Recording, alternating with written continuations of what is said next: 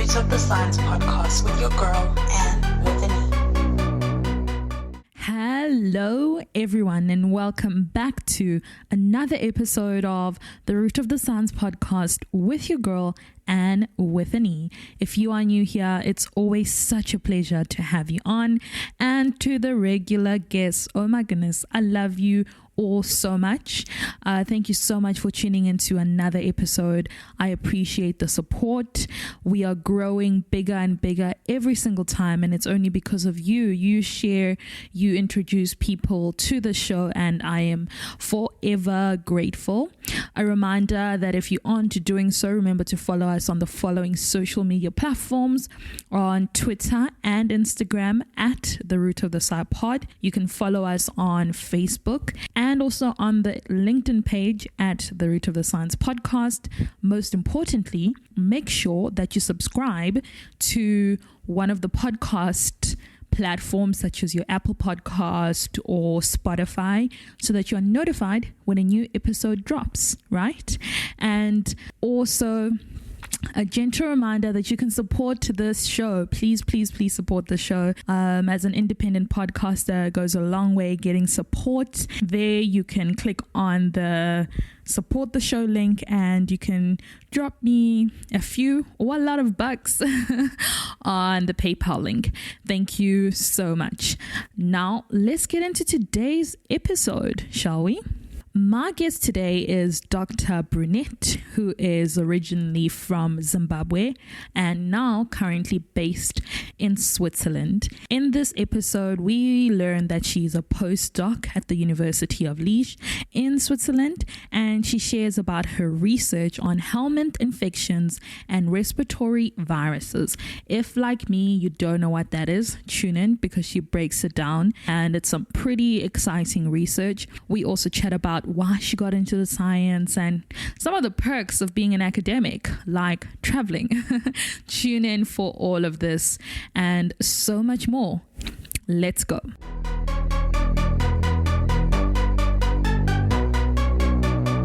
Hi, Brunette. Welcome to the show.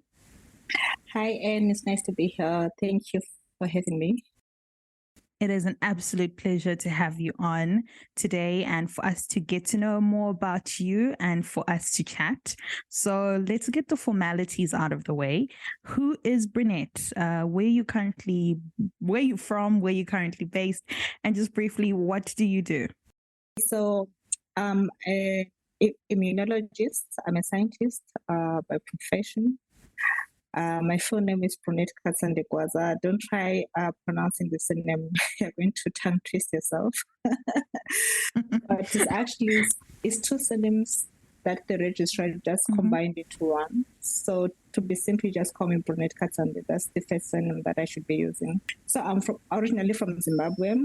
Yeah, I did my first degree in Zimbabwe at the University of Zimbabwe, and then I went to Brussels with a scholarship from the Flemish government. That's why I did my master's in Brussels. And then I finalized my studies in Cape Town at UCT. That's why I did my PhD. And currently, I'm in Liege in Belgium at the University of Liege. And what do I do? That's a good question, no? We used to be what do I do? Sometimes when you're in academia or in research, you absolutely have no idea what you do. You just know that you do some basic stuff, which is common. So I think that is what I do. Okay, great. Yeah. Okay. No, we're going to get into more detail. I think we'll expand further, but we can start there. You are an immunologist. When you were telling us of where you've done your academic journey, your academics rather, in the various different countries, it's always quite interesting to hear that from people. And I wanted to ask you, so obviously before we get into the science, this is like a side question.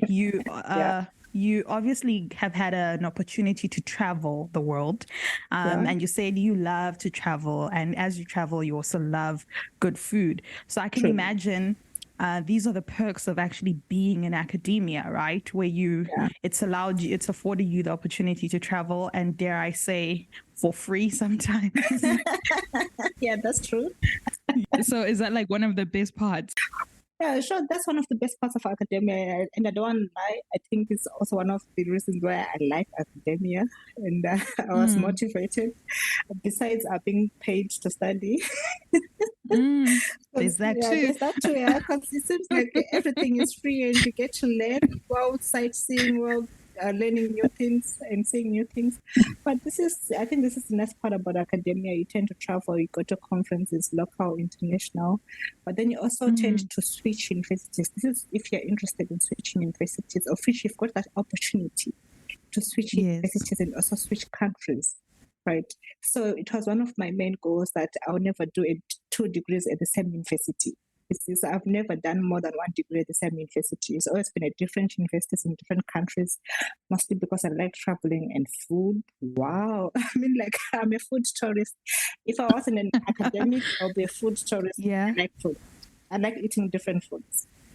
No, wow, this is so cool, Brunette. Where were you when I was in undergrad, or even after I finished high school, so you can convince me to travel the world? You know, it's actually happened where the more I speak to people, the more I'm like, oh my goodness, I don't know, I could have been traveling different countries for my degrees, and look at you now. Like, I hope somebody else is inspired and gets to be motivated like you, to kind of be like, oh no, okay, actually these are the perks of being in academia. Yeah, I think definitely. I think people should go for it. I always advise some of the guys who come after me from my first university in Zimbabwe that, listen, you don't need to do your master's in Zimbabwe. I'm not saying that it's poor education. I'm saying that you just need exposure, academic exposure. But besides that, you also end up getting to experience different countries, which is not only good for academics, it's also good for you as a person. You tend to experience different countries, different cultures. It just opens up your mind, you know. You also start seeing other academics in different countries and how they think, how they view academia, what they think they're going to do with academics, right? Because this is something that we're going to talk about eventually, I know, on this podcast today.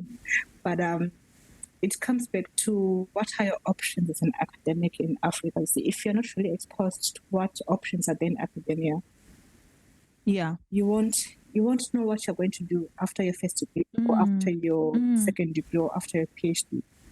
It's because you haven't been exposed to other opportunities that are there, right? So I'm grateful that this traveling actually helped me to see the different things that I've seen at the moment. And that's true. You make such an important part. I think it's not a lack of not wanting to go and to do all of these things, but it's a lack of knowledge. It's a lack of visible role models. It's a lack of, like what I'm saying, like, where were you? Where was a Brunette in my life who was telling me and convinced? Because I love food too. So that's like, nice. We're kindred spirits. Yeah, that's like one of the things that I want to do. So if it's to a country to go and eat, I would have been like, yes how do I apply? How do I apply? So I it's really cool that you do what you do. But okay, fine, let's take it to the very beginning then, because you said that before you were this globe trotter and traveling the world for academia, how did you get into the science? Was it something that you knew that this is what you want to do, or was it something that kind of just, happened? I think I kind of like knew what I wanted to do, but then it also just fell into place. I mean, we don't want to lengthen the stories, but when you're young, you've got a bias towards certain things. We used to keep chickens at my mother's house, and sometimes the chickens would break their legs, and then I would put a cast on them, you see. And my mother always thought I was going to be a medical doctor, of which I do not like medicine at all. Wow, okay. It's not like I hate medicine, but I don't think I'm good with people as patients. I don't like touching bodily fluids, you see. So I think this is one of the things why I never applied for medicine. But then in high school and in secondary school, I was always very good in biology. So I ended up taking for my A levels in Zimbabwe, but A levels where you just have to do 3 subjects, right? And I ended up taking biology as the major, with maths and chemistry, of course. And then it said they gave me a Bachelor of Science General, and I got an honors afterwards in biology. So I think everything was just streamlined towards science, and I love science. It's one of the things that I didn't need to study in school. I mean, I could study everything else, but, I could just wake up and go and write a science exam and I would get an A. That's how much I love science. I used to read science books like novels. You see, my dad would always feel like, yeah, crazy. I'll just sit the whole day reading a science book or a biology book like a novel, and then go like, okay, I'm done with this one. So this is how I got into science. And then, but to get into immunology, I got into immunology during my master's, actually. So this is why I'm actually proposing or encouraging people to travel, because if I wouldn't have gotten this opportunity in Zimbabwe, right? I got my scholarship to do a master in biology at VUB in Brussels. It didn't have the immunology component, right? So the final year of your master's, different professors would then suggest the projects that they have in their labs, or future us master's students could choose the project that we like to do. But then my degree and the degree program that I was doing was more of human ecology. It was ecology, looking at the environment, human social behavior and stuff like that. It had nothing to do with health. And then, so I didn't find a topic that I liked, right? Then I went into the director. I don't like any of these topics. I think I like to do something along health. Then they were like, oh, Brunette, this is not a health master's, You have to choose what to give. Yeah. Then I'm like, no, give me a moment. So I just went to another office, to another professor. And I went like, yeah, I'm looking for a project. Then this professor asked me, from which program are you from? Then I went like, master's in biology. Then they were like, oh yeah, students from masters in biology don't get projects from biomedical sciences. I just went like, give me the chance. And then they gave me the chance. That's why I started doing immunology. Like literally, I didn't even done any immunology course. I just started with it from my master's, from my project. And then I got there. And then they introduced me to B cells and T cells. And I've been in this field until now. Wow. Also, it just shows how brave you are because that's two very contrasting fields, and you have to learn new concepts and, and all of that stuff that was it as easy as you make it sound? Like, okay, I left and then here I am now. Like, because I'm just sitting here shocked, like, what? It wasn't easy because my director from my master's in biology program told me that, Brunette, you're wasting our time. They're not even going to accept you, right? Because you don't have the background knowledge in that field. And that professor from biomedical sciences accepted me. He went like, Brunette, you can come.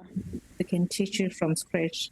Of which they didn't really teach me from scratch, but I learned from scratch. I was sleeping on the laptop. I was reading every night.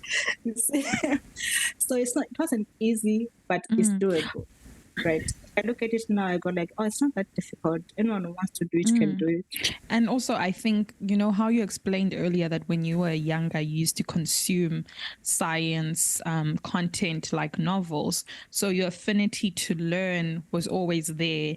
And I think that obviously helped you in absorbing all of this new knowledge. So yeah, maybe you were like, when you were younger, you were sort of preparing yourself for this particular field. I think so. I think that's sort of, that's the way that I look at it, because you never know, like, and it obviously requires somebody who's very motivated, and you're very motivated to do it. And look at you now, completely different. That's absolutely that's absolutely amazing. So then you did your master's in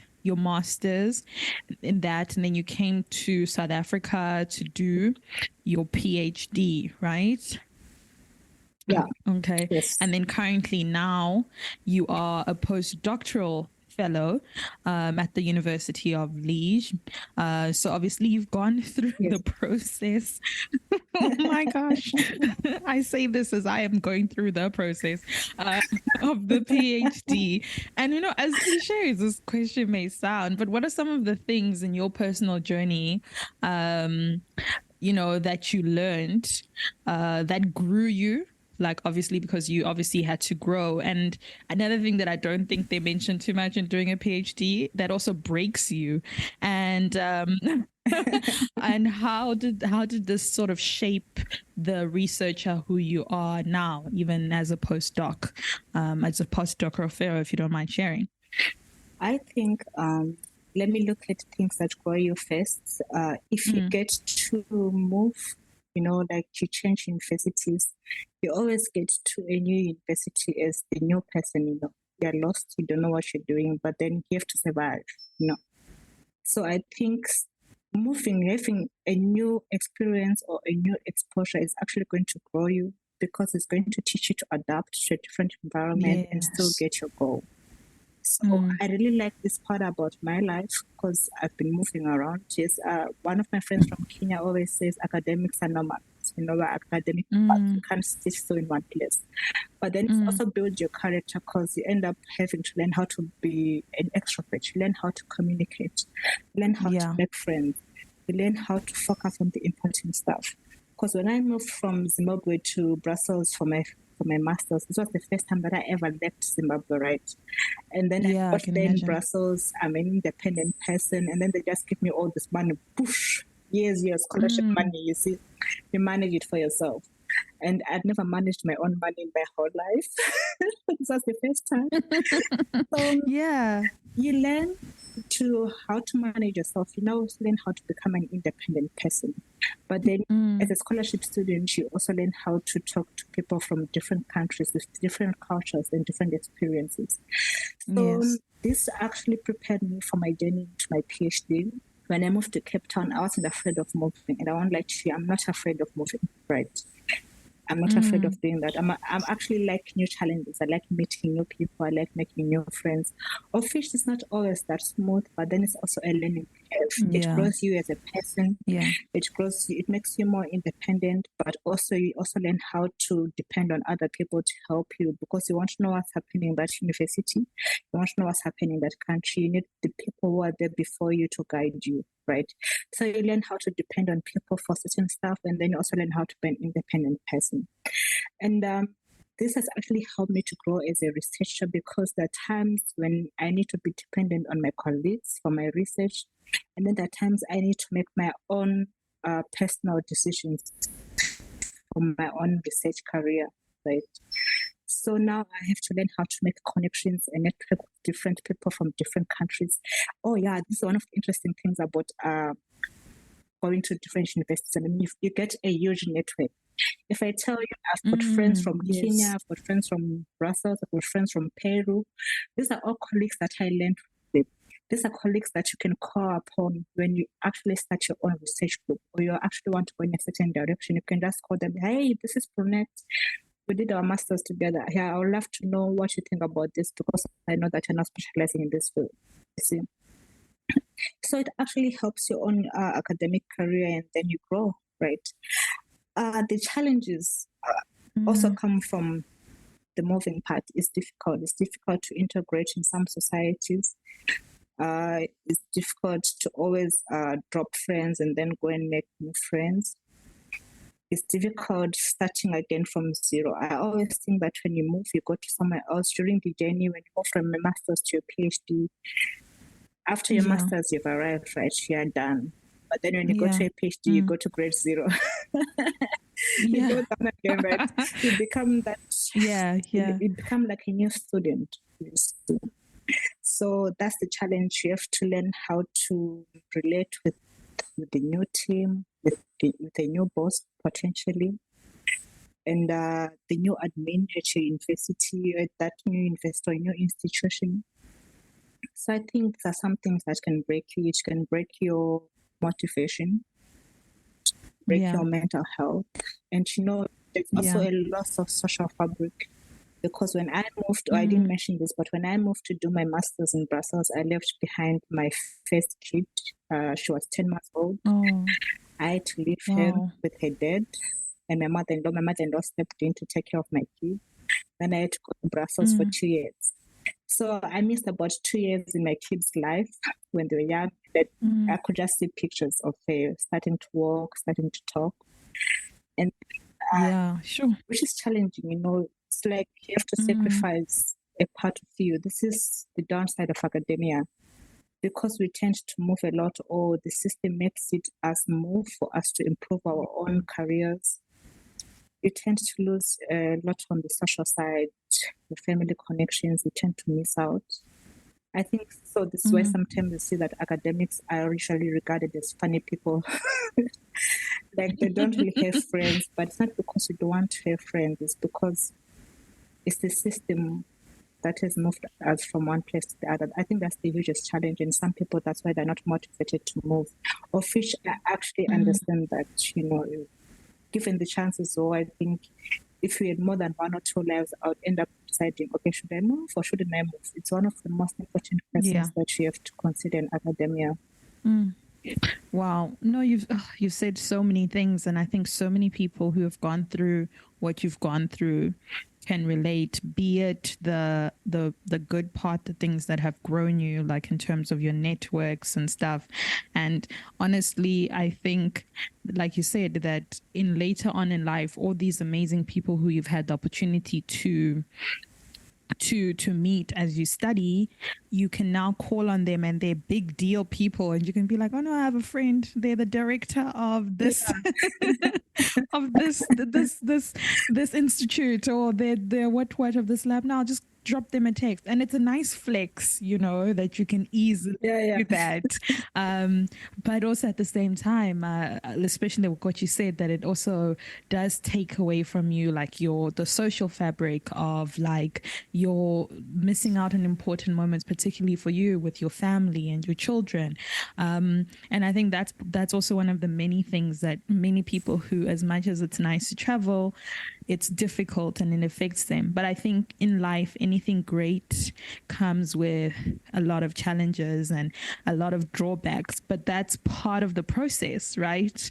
That is honestly part of the process. And I mean, it defines of who you are and how you've gotten here, and that's where the story is. And I think it's always so important to share the good and the bad, but we're still grateful, like you said, still grateful for where you are and and the opportunities that you've gotten. Yeah. So initially you said, okay, Anne, I don't know what I do. I do a lot, but I'm an immunologist. So now we're going to talk about what you do. So as far as I'm concerned, you are an experimental infectious disease researcher. And one of the things that you're currently working on is on understanding the impact of prior helminth infections on the pathology of a respiratory virus. Okay. I don't know what helminth infections are. So can you please tell us more about this work, and also why is it so important? So just give us an overview for some of the people who are some of us who are not in the health sciences field. Okay, so in simple terms, helminths are what you call worms. Like if someone is infected with worms. Oh, okay. Like the ones that cause bilharzia or roundworms or whatever, tapeworms. I think this is the basic terminology that we use in simple terms. Okay, I understand. They're called helminths because of the parasitic worms. That's how they're called helminths. So the premise of my research actually is based a little bit on the hygiene hypothesis, but also is also looking at potential diagnostics. So on the hygiene hypothesis side, to put it in simple terms, the hygiene hypothesis postulates that people who are born in like dirty environments, like people from poor backgrounds, are actually exposed to a lot of infectious diseases when they're young, or infectious agents, which primes their immune system and then protects them against future infectious conditions or future non-communicable disease. So this hypothesis came about when they're trying to understand why, for example, this is an example, it's not as specific, but why, for example, we've got people coming from Africa who is endemic for many diseases, malaria, helminths, whatnot, what is. And then you get your first infection the moment you're born. The moment you're born, you're already eating something that is infectious. But then you see a long prevalence of non-communicable diseases like cancer and stuff. And then if we come to a more recent setup, even when it was expected that, COVID-19 would extremely ravage the whole of Africa, we're a little bit more protected, right? And this wasn't because of vaccines. We did not really have a good vaccine penetrance in Africa, but it almost seems like there's a natural protection, right? And to a certain extent in most developing countries compared to the developed countries, right? Yeah. Even if we all got exposed to the same strains of the virus.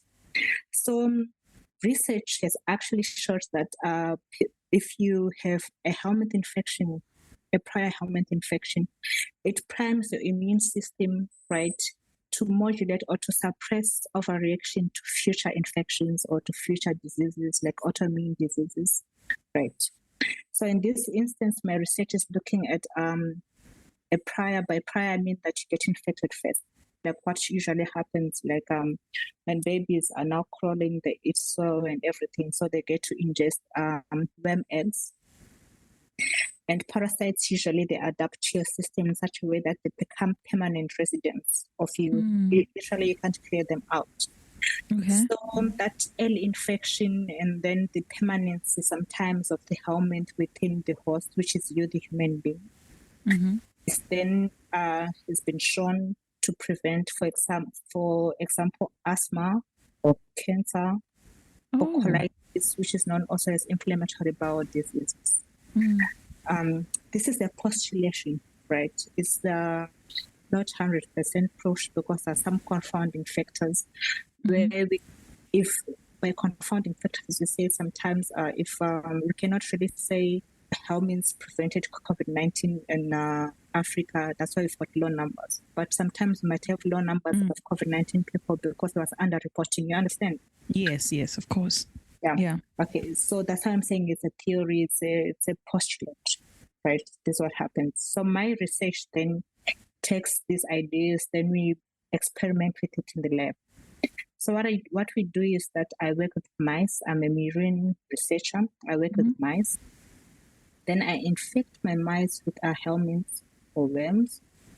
Then after about 6 days or 30 days, I infect with the virus. So the virus that I'm using at the moment is a respiratory virus. We infect directly into the lung. It's almost like someone's just getting like a flu or something. But I will actually work with a virus known as respiratory syncytial virus, right, known as RSV. This virus is mostly prevalent in babies and then in adult people or people with immune-compromised systems. So most of the times when you see babies below 2 years, they get this pneumonia and they say it's a viral infection. Some babies die. Some babies survive it. And usually it's because of this virus known as RSV, right?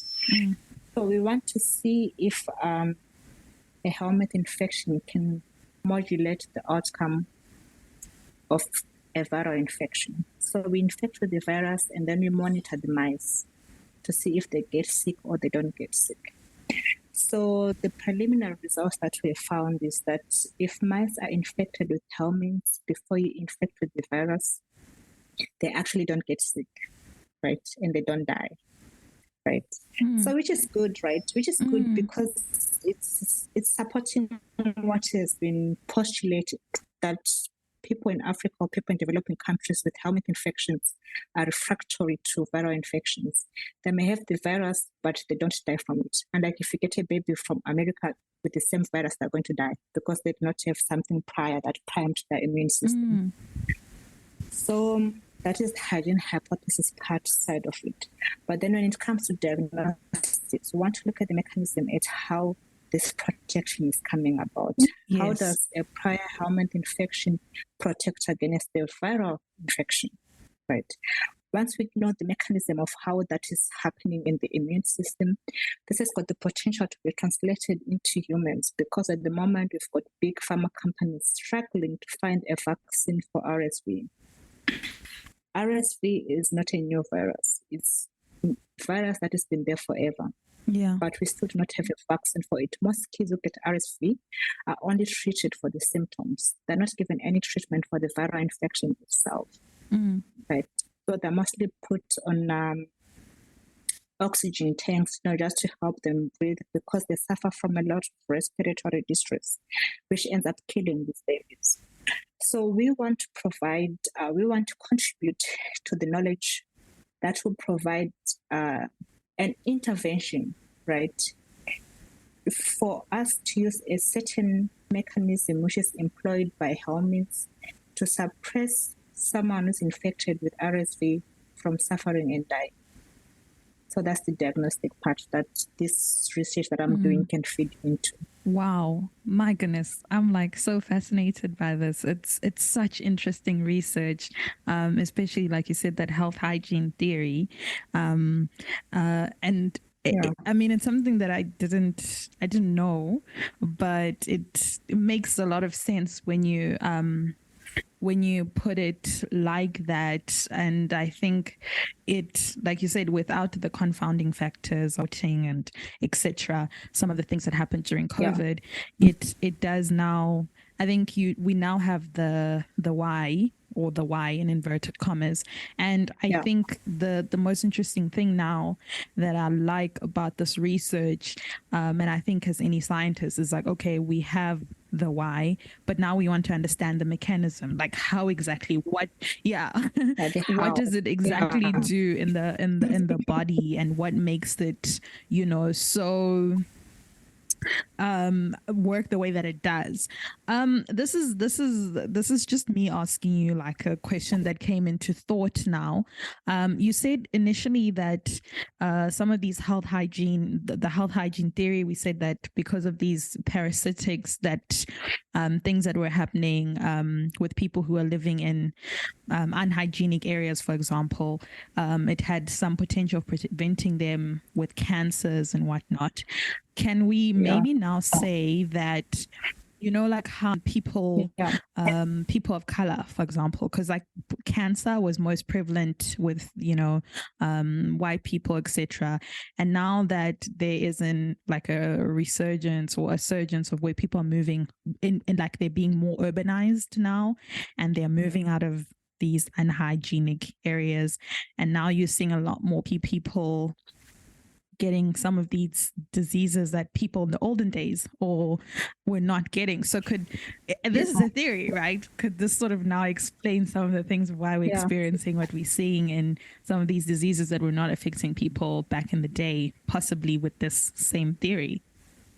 Yeah, so it actually partially explains that, because which is sound, of course, because whenever I think there's this basic thinking that science and social science do not mix, like the science and social science don't mix, but they actually mix. The social behavior of people actually gives an idea of why you're getting certain results in science, right?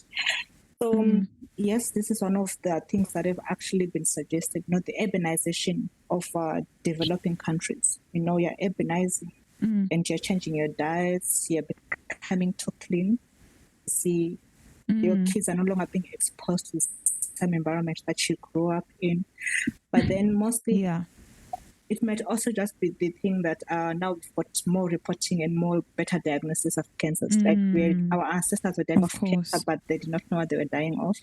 But I know that there's been different research trying to see whether it was just underreporting back then, or actually there's been an increased incidence of cancer. And if you look at most publications coming from Africa on cancer, they're all agreeing on one thing: there's an increased incidence of cancer in Africa. So we need to know why, and the why might be because of that. We're eradicating most of these health pressures that we used to have. Like now we're getting treatments for helminths at a young age. Every kid is being dosed in school. You can get the drug over the counter and stuff like that. I would like to put a disclaimer and say, I'm not saying that you shouldn't treat a helminth infection. in as much as parasites might be good for you, they're also quite detrimental.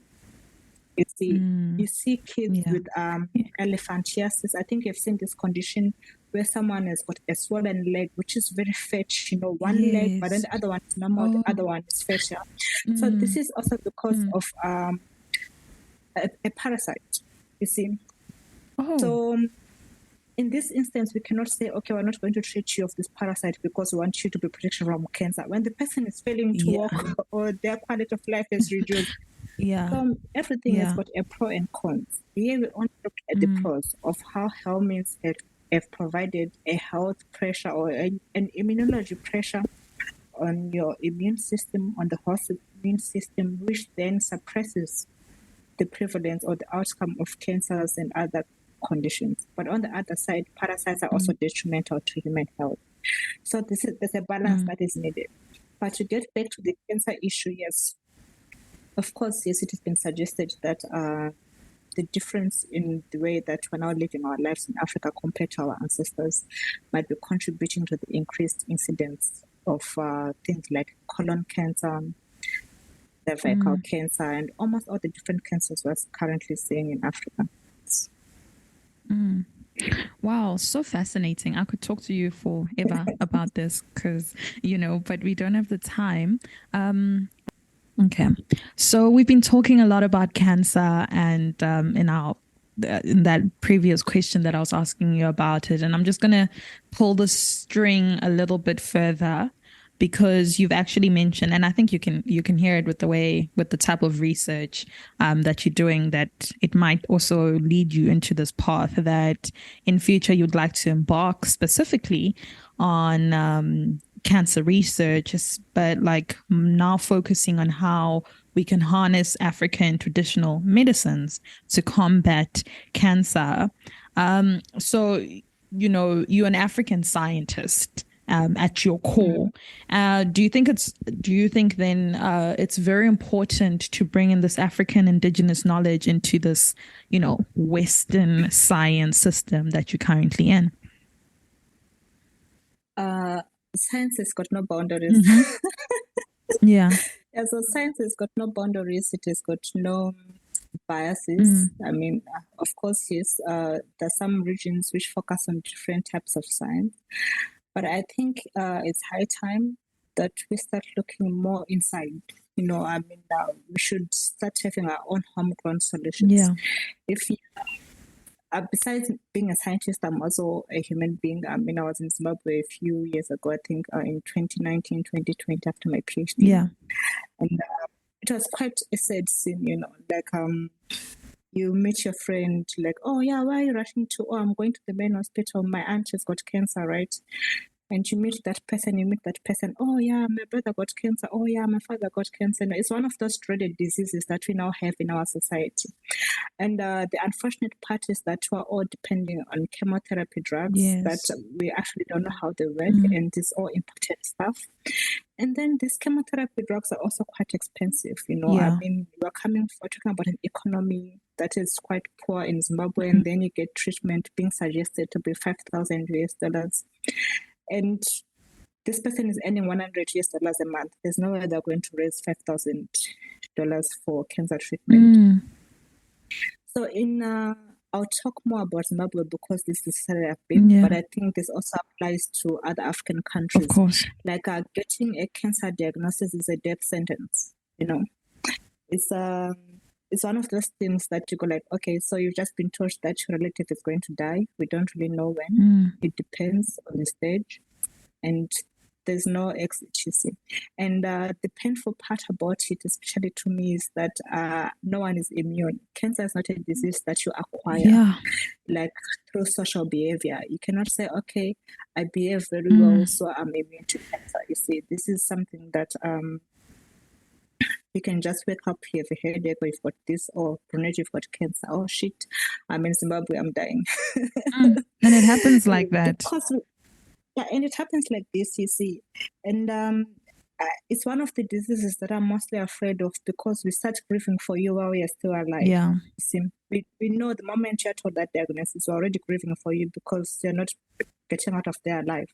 Of course, yes, there are chances that you're going to be better, but those chances are quite minimal. You see. So I think that because like we were discussing earlier on, right? I think you mentioned something about, our ancestors were not suffering from this disease. Yeah. Was it because they were not suffering, or they knew how to treat them? Yeah. This is the most important question that we have, because we have people that have been treated. I'm not saying that I know one or two people, but it's from spoken. No, it's a spoken conversation. Someone will go like, oh, yeah, my aunt had cancer. Then she was treated traditionally, right, using traditional medicines, using traditional herbs. And I'd like to think that all drugs, even the ones that are being used currently in chemotherapy, they all came from somewhere, right?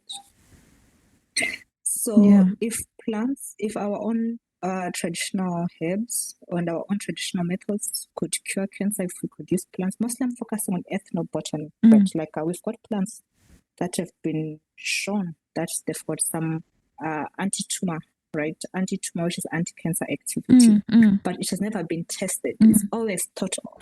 It's always thought of. Okay, we can't really prove that it works, but someone says it works. Why can't we test if it works? This is my question. I want to test if it works or it doesn't work. Let me also say a disclaimer here. We're not going to test it on human patients.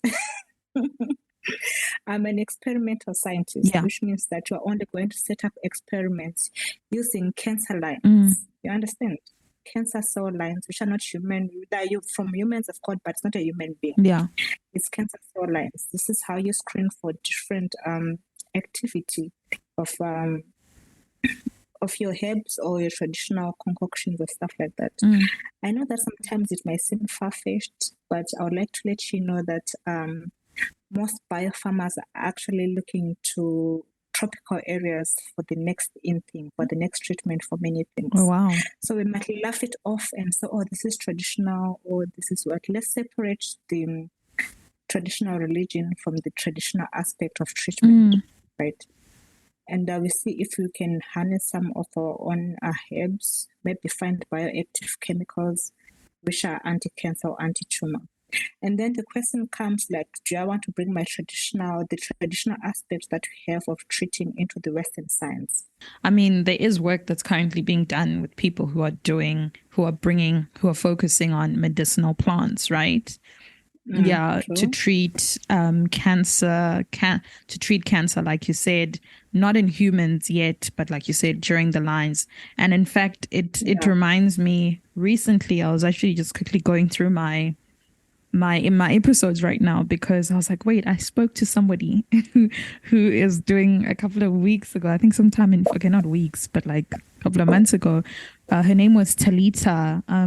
She's actually working on medicinal plants to treat cancer, I think, and somebody else who was also looking at pancreatic cancer. So I think there is that movement, like you said, that into us looking internally, into looking at what were the ancestors doing. I think what I really loved earlier, what you said, was that were they not getting these diseases, or did they already know how to treat them? And I think that's what indigenous knowledge is that it's somebody somewhere knows, Exactly, they know there is that knowledge, but it's just not being it's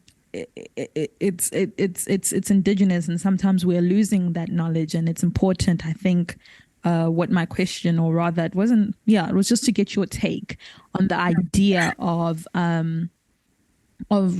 us looking at that. What were they doing? Like, what's going on? Or all these stories that you also say that there are people who say, no, so-and-so was treated traditionally. Like, what exactly? And I think as scientists, that's our curiosity. How does it work? How can we do it? And I'm sure that's the type of research that you want to go into, the same way that you're doing it now with the worms. Okay, we have this theory, but how exactly? What is the mode of action, et cetera, right? Yeah, exactly. Yeah, that's my point. I mean, like, we've got the indigenous knowledge. We've just have a poor transfer of indigenous knowledge from the knowledge people to us who don't know, right? And we don't know how to assimilate indigenous knowledge into current research science. Sure. So this is what I'm hoping that we'll start shifting towards to as Africans, as African scientists. We cannot be on the receiving end all the time. We cannot be saying, give us this drug, give us this drug.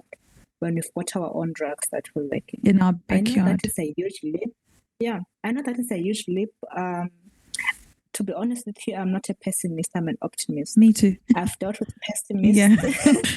Yeah, I've dealt with pessimists who are going to tell me, oh, you don't even have the money, you don't have the facilities, you don't have the expertise. But then the thing is, how did they start? Yeah. How did those people start? Like, where do you start looking? Everything has to go back to ground zero, right? And you already have ground zero. You've got indigenous knowledge. You've got someone who knows that you mix this herb with this herb. You cook it for 2 hours, you sieve it, you leave it outside, and then you give it to the person for 3 days. You see? So that is the knowledge that we are missing, that we have, but we need to standardize it, right? We need to standardize it and test it. So this is where my expertise comes in, because I can do in vivo research. I'm an immunologist. I can do murine experiments. You can actually induce cancer in mice, right? Or you can just transfer cancer cells into mice, and then you track them. You give them different, we call them a different media to drink, or you just inject them with different chemicals, and then you see whether your cancer is going to grow or it's going to shrink. What happens to your cancer cells after you treat them differently in your different mice, right? So this is the basis that I'm coming from. Like, we can screen these traditional herbal medicines if we want to.